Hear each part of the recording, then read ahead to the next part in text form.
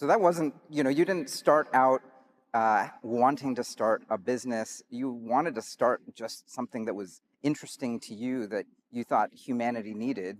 And then as you sort of, like a Yeah, cat pulling on, a string, it just sort of the ball sort of unravels and it turns out this is yeah. could be a very profitable business.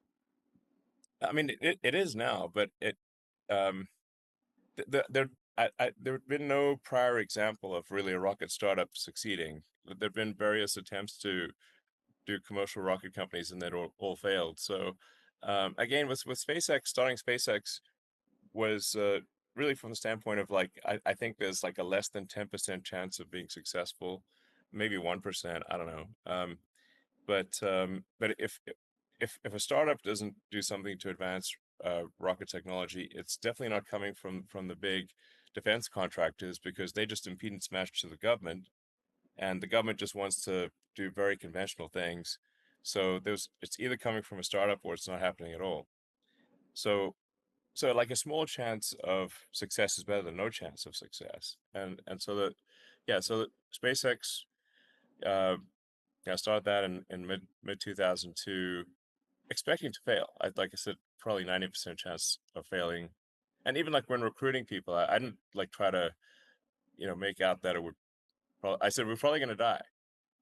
But small chance we might not die. But this is the only way to get people to Mars and advance the state of the art.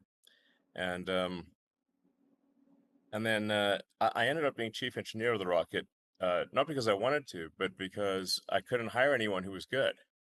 So like none of the good sort of chief engineers would join because they're like, this is too risky, you're going to die.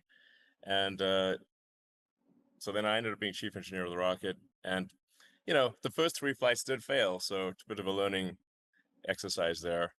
And fourth one fortunately worked. But if the fourth one hadn't worked, I had no money left. And it would have been curtains. So it was a pretty close thing. If the fourth launch of Falcon not work, it would have been just curtains, and we would have just joined the graveyard of prior rocket startups. So like my estimate of success was not far off. We made it by the skin of our teeth. Um, and Tesla was happening sort of simultaneously.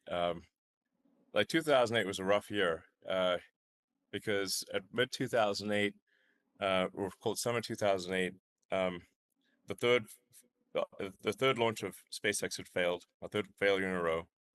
The Tesla financing round had failed, and so Tesla was going bankrupt fast. Um, it was just it's like, man, this is grim. This is going to be a tale of warning of an exercise in hubris.